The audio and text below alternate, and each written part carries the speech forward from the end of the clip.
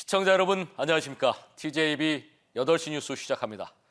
금 한 돈이 살 때는 60만 원을 훌쩍 넘다 보니 돈이 되는 걸 아는 10대들이 대담하게 금은방을 노려 절도 행각을 일삼았습니다.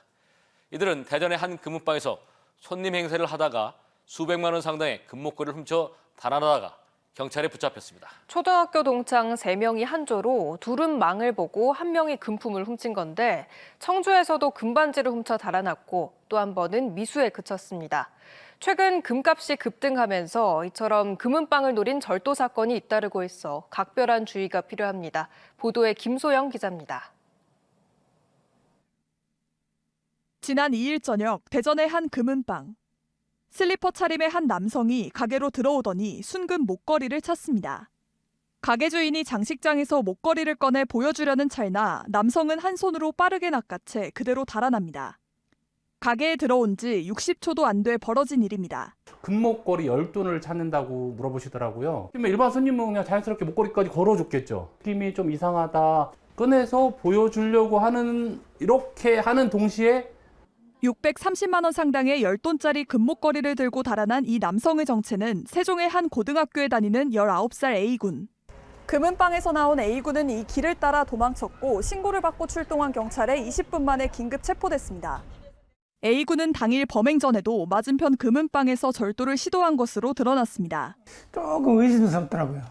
그래서 우리는 금방 안 내주고 지금은 여기 없고 우리는 맞춰야 된다. 그렇게 하고 보냈죠. 경찰 조사 결과 A군은 공범 2명과 함께 범행을 저질렀는데 A군이 금은방에서 손님 행세를 하며 목걸이를 훔치는 사이 2명은 근처에서 망을 봤습니다. 초등학교 동창생들로 경찰은 이들이 3인조로 함께 다니며 범죄 행각을 벌인 것으로 보고 있습니다.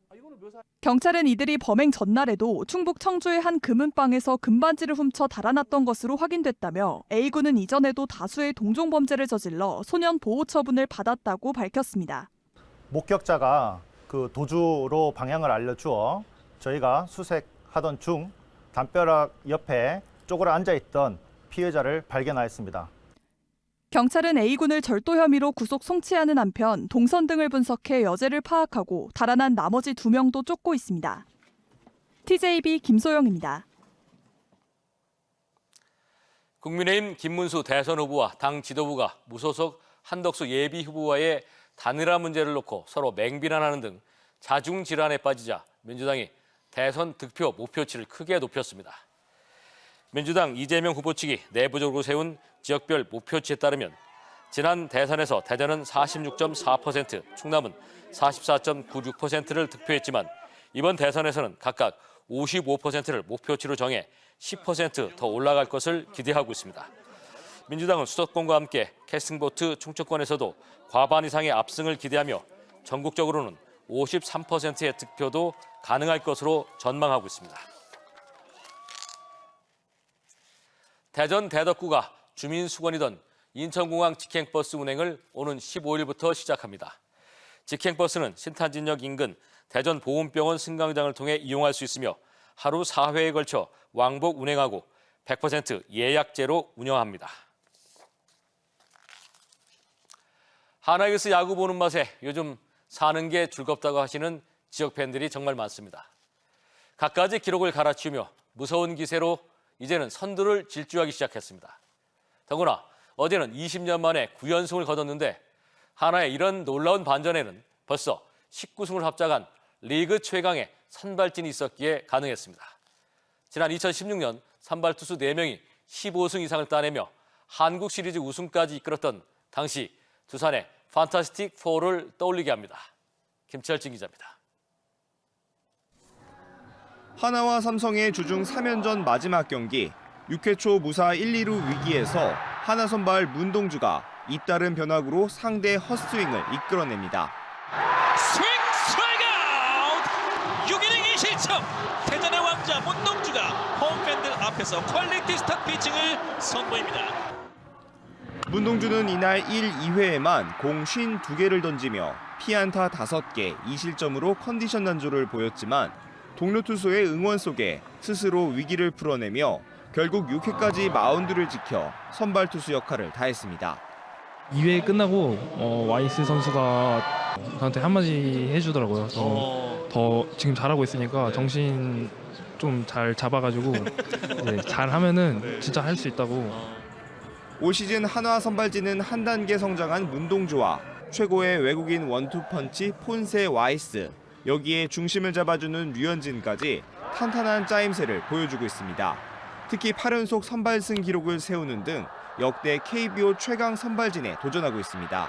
4명의 선발 투수가 모두 15승 이상을 거둬 판타스틱 4로 불리던 2016년 두산 베어스의 경우 선발 4명이 평균 175이닝씩 던져주고 선발 70승을 합작해 통합 우승을 달성했는데, 현재까지 한화 4명의 선발진도 19승을 책임지며 산술적으로는 시즌 76승까지 가능한 상황입니다. 여기에 FA 영입 투수 엄상백도 최근 차츰 안정세를 보이고 있어 1선발부터 5선발까지 구멍 없는 완전체로 자리 잡고 있습니다. 폰세와 와이스처럼 이렇게 2명의 외국인 투수가 이렇게 강력했던 적은 한화 이글스 창단 이후 처음인 것 같고요. 국내 선발도 류현진, 문동주, 엄상백이 강하기 때문에 한화 이글스 사상 가장 강력한 선발진을 구축을 했다. 20년 만에 9연승으로 리그 단독 1위에 오른 한화 이글스. 강력한 선발진의 힘을 앞세워 가을 야구의 꿈도 키워가고 있습니다. TJB 구철진입니다.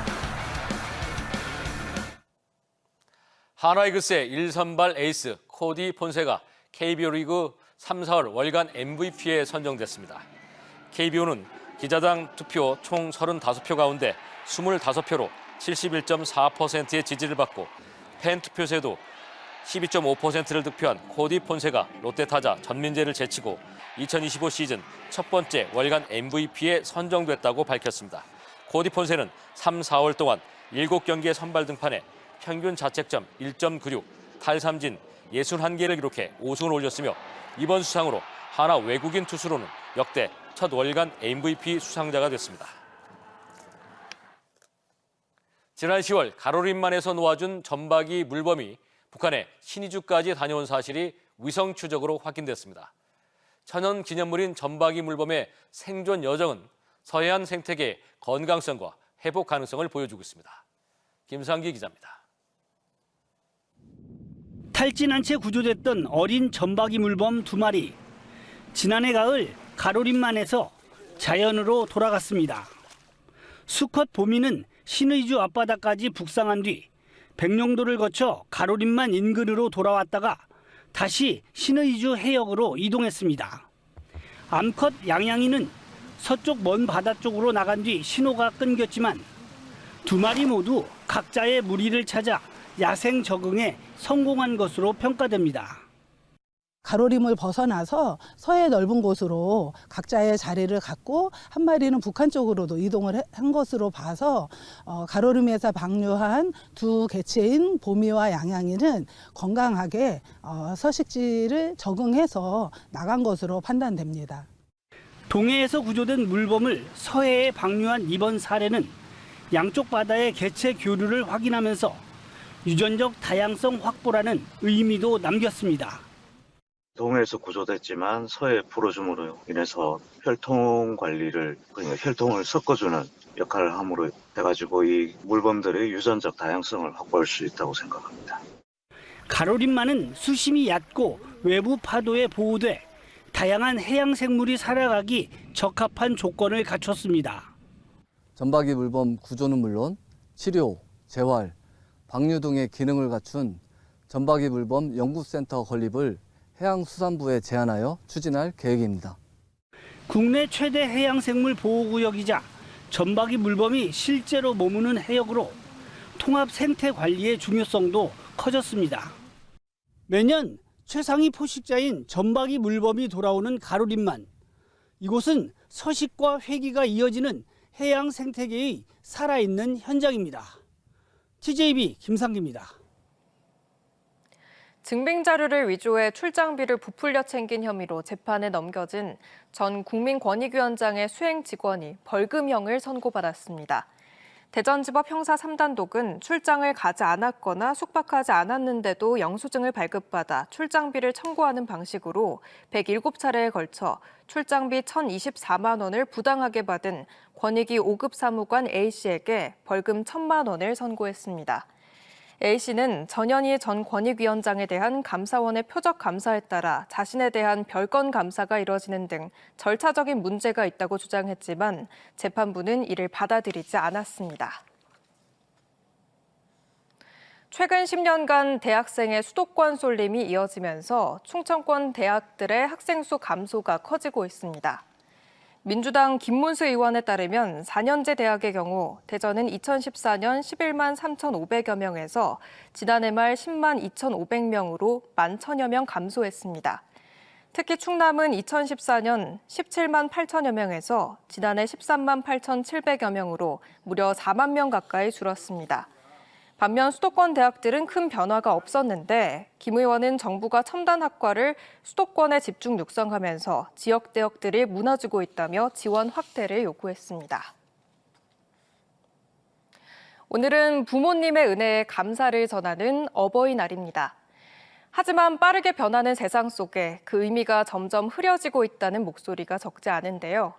천안의 한 대학이 지역 어르신들을 초대해 학생들이 직접 준비한 다채로운 행사로 감사의 마음을 전했습니다. 이선학 기자가 보도합니다. 어버이날을 앞두고 대학생들이 모여 정성껏 빨간 카네이션을 만듭니다. 한평생 자식들을 위해 헌신하신 어르신들의 노고에 대해 감사와 존경의 마음을 담았습니다. 이렇게 만든 카네이션을 천안 지역 곳곳에서 모인 어르신들 한 분 한 분께 직접 달아드립니다. 기념 행사에서는 장한 어버이와 효자 효부 37명에게 표창이 수여됐고 곧이어 화려한 축하 공연이 펼쳐집니다. 학생들의 화려한 퍼포먼스에 박수가 쏟아졌고 귀여운 유치원 아이들의 공연에는 흐뭇한 미소로 화답합니다. 대학생들이 이렇게 같은 이 행사를 치니까 젊은이들과 우리 노인 세대의 소통도 되고 공감도 같이 느껴지고 그래서 아까 회장님들이 여간 기뻐하고 좋아하지 않아요? 행사장 밖에는 학생들이 어르신들을 위해 다양한 체험 부스도 마련했습니다. 혈압과 혈당 등 기본적인 건강 체크와 시력 검사, 인지 능력 테스트 등 어르신들에게 필요한 서비스들로 꾸몄습니다. 직접 카네이션을 만들고 체험 부스를 준비한 학생들에게도 부모님의 은혜를 되새길 수 있는 소중한 시간이었습니다. 저희가 직접 이거 진행하는 부스를 하는 건 처음이었는데 어르신들이 저희 준비한 부스를 즐겁게 해주시는 걸 보고 저희도 되게 감동도 받았고 다른 행사도 있다면 한번 참여해보고 싶다는 생각이 들었습니다. 백석대와 천안시가 마련한 제53회 어버이날 기념 행사에는 지역에서 1000여 명의 어르신들이 초대됐습니다. 그동안은 딱딱한 분위기에서 어르신들끼리 모여서 행사를 진행했는데 올해 처음으로 지역 대학생들이 참여해 감사의 마음을 전한 겁니다. 우리 학생들이 부모님들에 대한 효행 또 우리 어르신들에 대한 공경하는 마음을 갖춤으로써 우리 사회를 이끌어가는 그런 인재로 성장해 갈 수 있도록 하는 그런 차원에서 이 행사를 마련하게 되었습니다. 고령화 사회 속에 맞이한 어버이날.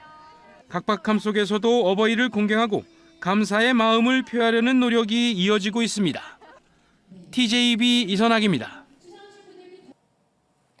대전시가 어버이날을 맞아 노인복지관에서 유공자 표창과 축하 공연이 포함된 기념 행사를 개최했습니다. 이장우 대전시장은 어르신을 존중하는 친화도시를 강조하며 세대 간 공경 문화 확산을 위한 지속적인 노력을 약속했습니다.